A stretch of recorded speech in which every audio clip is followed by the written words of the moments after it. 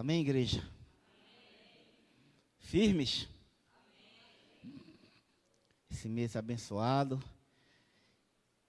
repleto de mensagens do céu, um tema tremendo e hoje suficiência. João 18:1.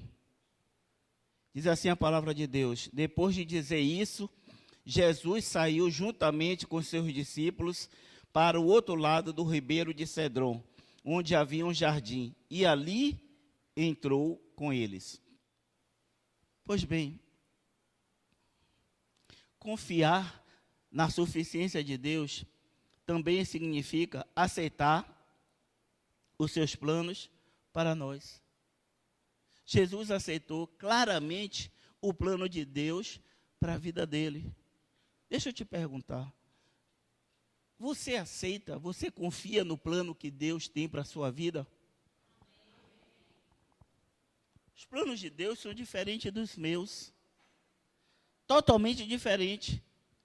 Porque Ele sabe aquilo que Ele tem, qual é o projeto que Ele tem para mim e para você. Às vezes eu projeto e planejo alguma coisa, e eu não tenho a noção que lá na frente vai dar errado. Mas Deus sabe. Mas Deus sabe de todas essas coisas. E muitas vezes a gente começa a lutar com Deus querendo que prevaleça o que eu desejo e não o que Ele deseja. Olha Jesus, desde o início, que Ele inicia o ministério dele, Ele entendia que ia acontecer em uma determinada hora o sacrifício dele. Mas Ele sempre dizia, para isso eu vim. Para morrer pelo pecado da humanidade. Para isso ele veio. E ele sempre disse, você abre a Bíblia, principalmente no Evangelho de João, eu não vim fazer a minha vontade, mas a vontade daquele que me enviou. Ele dizia, o meu ensino não é meu, é daquele que me enviou. Então Jesus, ele entendeu que o plano de Deus para a vida dele era suficiente, e ele teria que cumprir aquilo. E muitas vezes nós insurgimos em relação ao plano que Deus tem para as nossas vidas. E muitas vezes a gente nem para refletir, de fato, o que é que Deus tem planejado para mim e para você. Muitas vezes nós estamos vivendo numa situação em que vamos nos dirigindo, achando que temos o controle das nossas vidas, quando não temos. Jesus era totalmente controlado pela pessoa do Pai. O tempo todo. Você não vai ver em nenhum momento Jesus sair 1 milímetro, sequer, da vontade de Deus. Mas a gente não. Mas a gente luta e muitas vezes nós queremos lutar com Deus. Muitas vezes nós queremos realizar algo e fazer algo daquilo que Deus nos está aprovando. E aí? E aí, às vezes, Deus permite. Às vezes, Deus decreta. Vocês querem agir assim? Façam. E lá na frente, a gente já sabe o resultado. Então, não é melhor primeiro ouvir a Deus? Não é primeiro confiar em Deus? Porque, vou dizer de novo, confiar na suficiência de Deus também significa aceitar o seu plano para nós.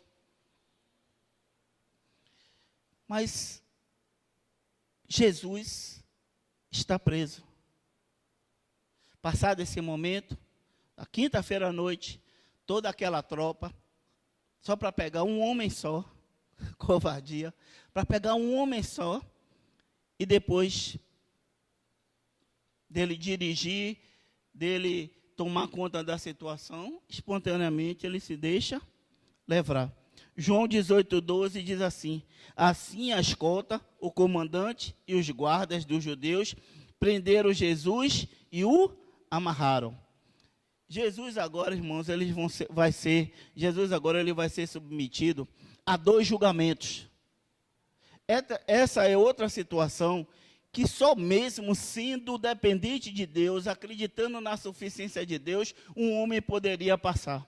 Porque Jesus vai ser submetido agora a 2 julgamentos. Um julgamento religioso e um julgamento político, civil. Ele agora está preso. E encaminhado para ser julgado.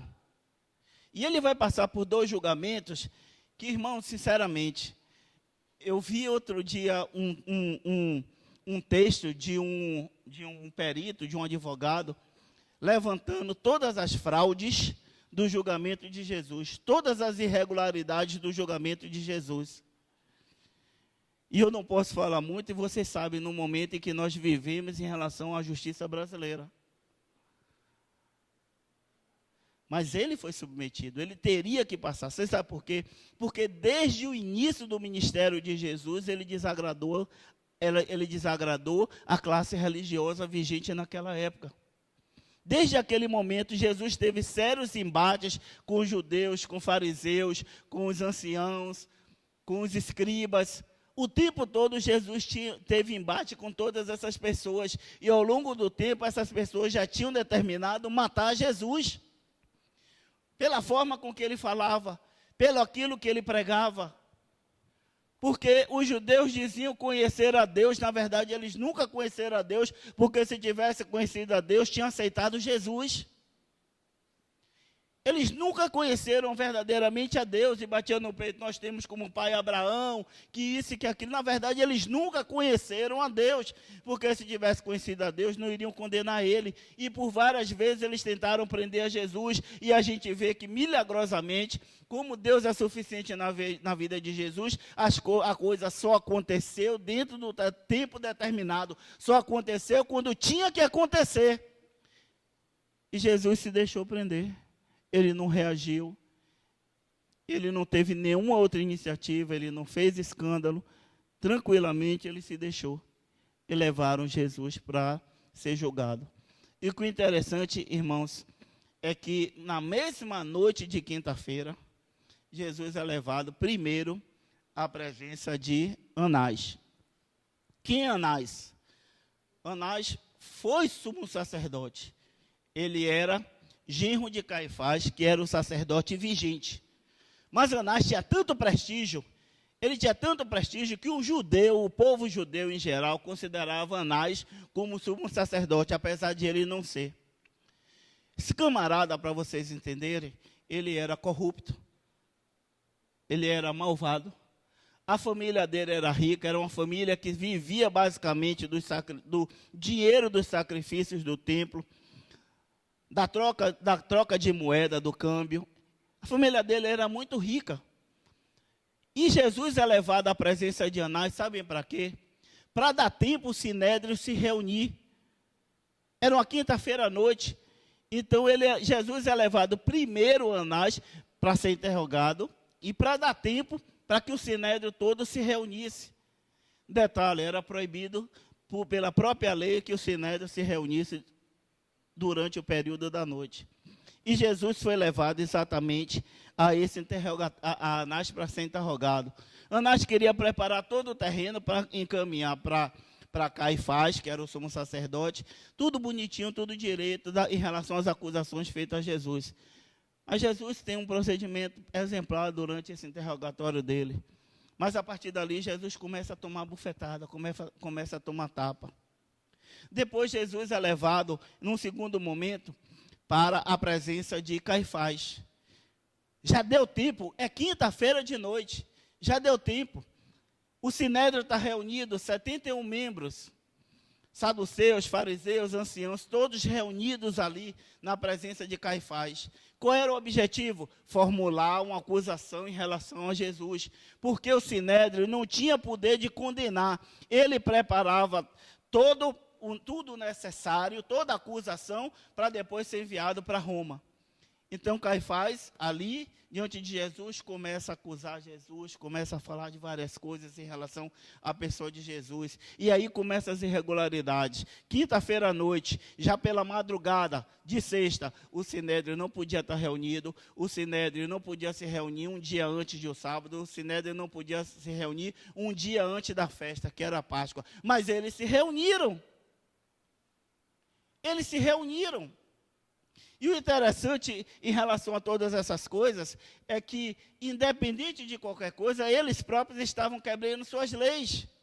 Outra coisa que era interessante, a questão das testemunhas. Lá em Marcos vai me dizer que era necessário que tivessem duas testemunhas que falassem a mesma coisa.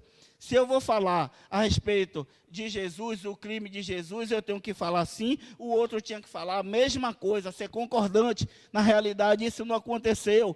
Procuravam testemunhas falsas, e quando botavam as duas juntas, eles não conseguiam falar as mesmas coisas. Mas mesmo assim, eles fizeram o possível para juntar testemunhas. E aí foi o julgamento em relação a Caifás. Jesus foi julgado, e ali, naquele momento, Jesus, mais uma vez, foi esbofeteado. Foi um teatro esse julgamento de Jesus. É pena porque o tempo aqui, porque existem tantas peculiaridades, mas na realidade o tema não é falar sobre esse julgamento. Eu quero mostrar como a suficiência de Deus foi importante na vida de Jesus, diante também de um julgamento criminoso, maldoso, fraudulento. Chegou o ponto do Caifás fazer uma cena, ele se levanta e rasga as vestes. Irmãos, até isso na lei deles era proibido, um sumo sacerdote rasgar suas vestes em público. Mas Jesus foi julgado e apanhou, irmãos. E apanhou. Por tudo aquilo que ele professava, ele apanhou. Como eu disse, o Sinédrio não tem poder para julgar ninguém. E não tendo poder para julgar ninguém, o que é que o Sinédrio faz? Prepara tudo aquilo, toda aquela súmula, e encaminha para Pilatos. Então vai para Pilatos. Isso tudo na calada da noite, sexta-feira, já depois da meia-noite, sexta-feira de madrugada. Jesus vai até Pilatos.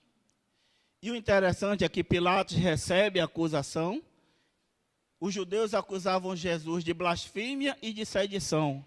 Blasfêmia por se dizer que era Deus, ou atribuir para si as prerrogativas de Deus. E sedição por se comparar, por se dizer que era rei, porque Jesus disse que ele era rei. Então eles disseram, olha, rei aqui é César, e ele se diz que é rei, então isso é crime. Então levaram essas duas acusações para Pilatos. Pilatos manda para Herodes, Herodes devolve para Pilatos, e Pilatos, sinceramente, uma pessoa extremamente fraca, ele não vê em Jesus crime algum. Por várias vezes ele tenta liberar Jesus, mas a força religiosa era muito grande, eles queriam matar Jesus, era deliberado, era premeditado, eles queriam matar Jesus, e Jesus foi submetido a tudo isso. A ponto dele achar uma situação intermediária. Qual é a situação intermediária? Mete uma coroa na cabeça dele, dá um bocado de bofetada, bate nele, e aí apresenta, eis aí o homem. Mas o povo não se satisfazia. O povo queria que Jesus morresse. Os religiosos queriam que Jesus morresse. E então, definitivamente, eles entregam Jesus para ser crucificado. A pergunta que eu digo é, o que é que faz Jesus suportar todas essas coisas? Toda essa injustiça, toda essa fraude. O que é que faz ele suportar tudo isso? Se não fosse a graça, a suficiência de Deus na vida dele. Irmãos, você já foi injustiçado? Já levantaram alguma calúnia em relação a vocês e vocês foram submetidos a uma situação complexa, onde você ficou numa saia justa, sabendo que você não era culpado de nada, mas aquela pessoa estava te condenando e levou para outro numa instância superior e te fez um grande mal? Como é que você reagia? Ou como você reagiu? A Bíblia me diz que Cristo deixou exemplo para que seguíssemos as suas pisadas. Ele deixou exemplo. Como cordeiro mudo, ele não disse nada. E foi julgado da forma com que ele foi julgado. Uma fraude o julgamento de Jesus. Uma mentira. E eu te pergunto, quando acontece isso com você, você faz o quê? Como é que você reage? Tenta provar sua inocência a todo custo? Se manifesta? Tenta apelar para uma instância superior? Já conspiraram contra você? Já estavam por debaixo do pano dizendo, é porque fulano de tal é assim, assim, assado, está fazendo isso, que aquilo, aquilo outro. Como é que você reagiu em relação a essas coisas? Ou como reage em relação a essas coisas? Jesus não disse nada. Jesus não falou nada. Deixa eu só te dizer as características das pessoas que julgaram a Jesus. Anás, ganancioso, venenoso e vingativo. Caifás, rude, hipócrita e dissimulado. Herodes Antipas, imoral, ambicioso e superficial. Pilatos, supersticioso, covarde e egoísta. Essas foram as pessoas que julgaram Jesus. É o caráter das pessoas que julgaram Jesus. E aí? Como alguém dentro de uma normalidade pode suportar tudo isso? Sendo dependente de Deus, sendo submisso a Deus, sendo responsável para com a missão, porque ele tinha essa missão, e aqui eu abro um parênteses, eu não sei qual é a missão que você tem, eu não sei o que é que chega às suas mãos, mas você precisa ser responsável por tudo aquilo que você faz, tudo aquilo que o plano de Deus submete a você, você precisa ser responsável naquilo que você faz, você precisa ser submisso, você precisa ser obediente. Ele cumpriu todas essas prerrogativas. Ele não abriu mão de nenhuma dessas coisas. E a suficiência e a graça de Deus, é Deus atuando na vida dele, capacitando ele, para que ele pudesse suportar todas essas coisas. Cristo não declinou 1 milímetro sequer daquilo que ele viera para realizar. Irmãos, eu vou dizer uma coisa para você, não é fácil. Se você olhar detalhadamente tudo aquilo que aconteceu com Jesus, só mesmo sendo muito dependente de Deus, para poder suportar todas essas coisas. Eu não sei o que você tem suportado na sua vida.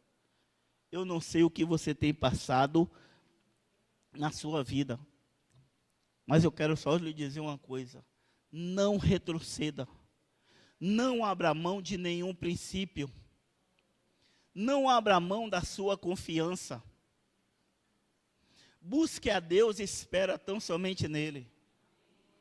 Ele é a tua fortaleza, ele é o teu refúgio. Você vai encontrar na vida pessoas com características e personalidades como essas pessoas. O tempo todo. O tempo todo.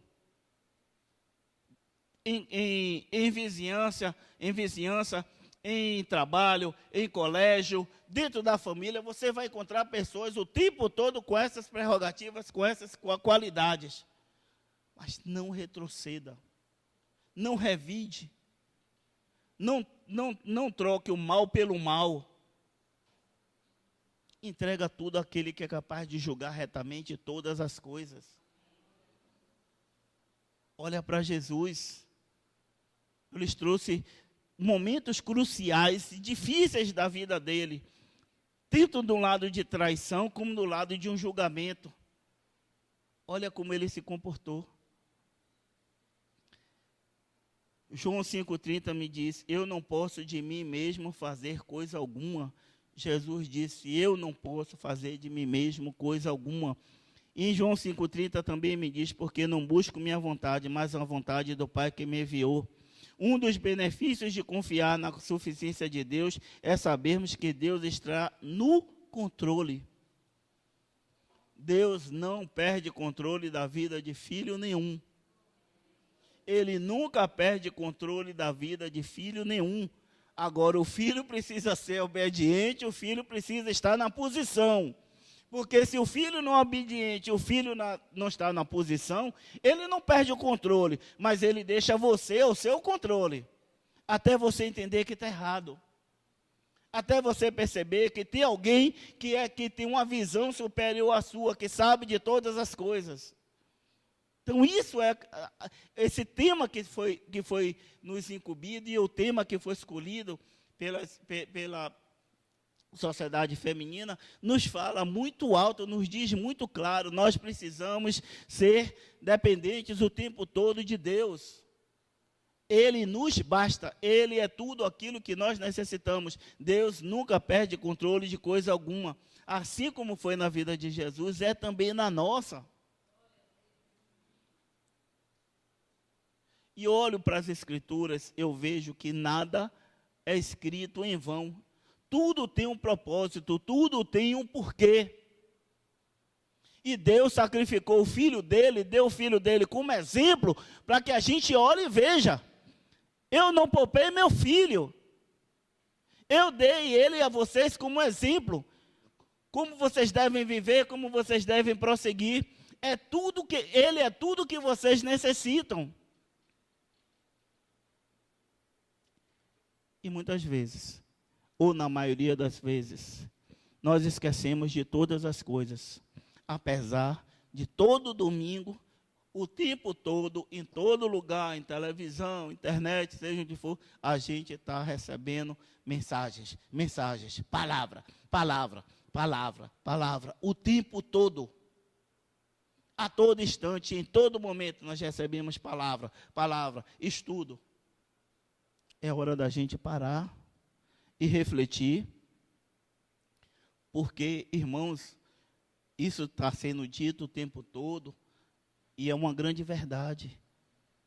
Jesus vai voltar. Jesus vai voltar.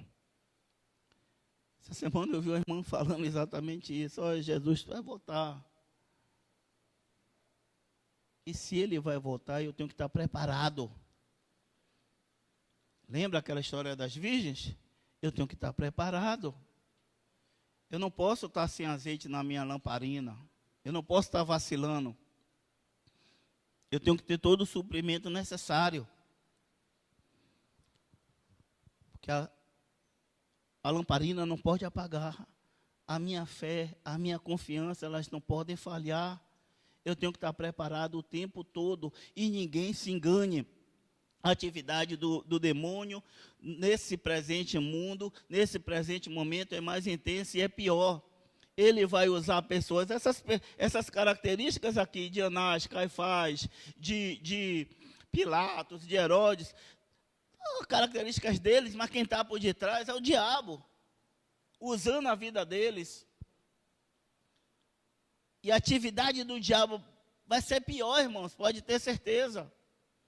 E a gente tem que estar o tempo todo preparado, atento a todas essas coisas. Nós não podemos parar de olhar, de refletir, de estudar, de ver. Já estudei, já sei isso. Busque mais, procure se aprofundar mais e mais na palavra de Deus.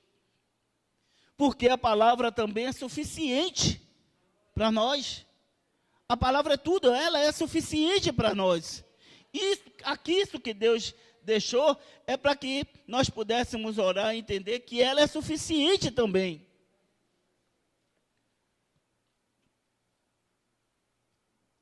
Colossenses 3:11, a parte B, diz que Cristo é tudo e está em todos. Veja, Cristo é tudo. Provérbios 3, de 5 a 6, diz: confie no Senhor de todo o seu coração, não se apoie no seu próprio entendimento, reconheça o Senhor em todos os seus caminhos e Ele endireitará as suas veredas. Cristo é tudo.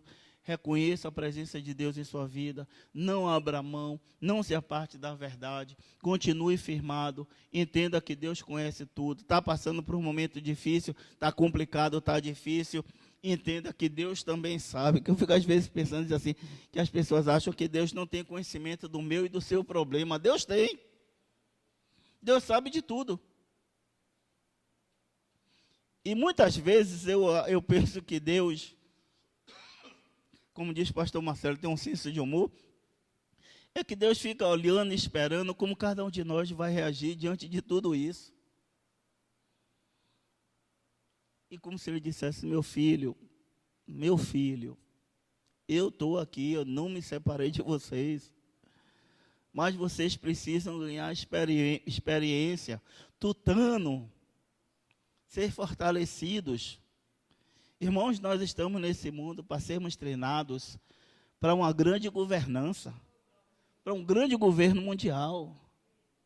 Nós estamos sendo preparados para uma eternidade.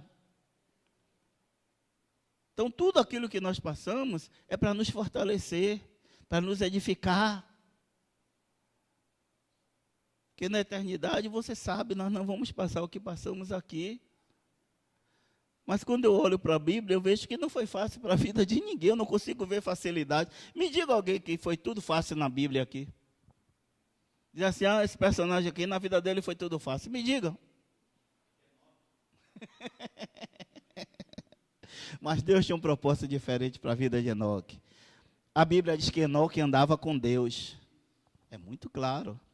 E ele foi arrebatado. Por que foi arrebatado? Mistério.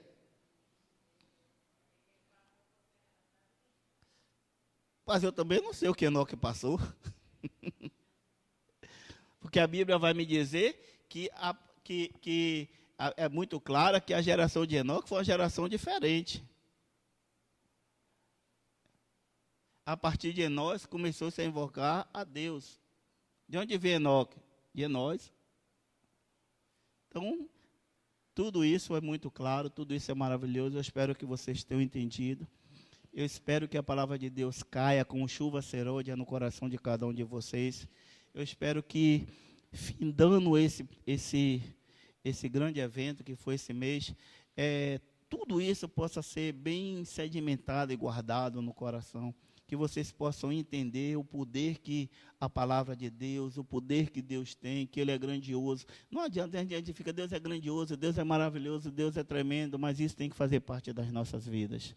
Isso tem que estar o tempo todo na nossa prática diária, porque um dos maiores problemas do cristão, às vezes, não é nem saber, é praticar tudo aquilo que ele ouve. Que Deus abençoe ricamente a vocês.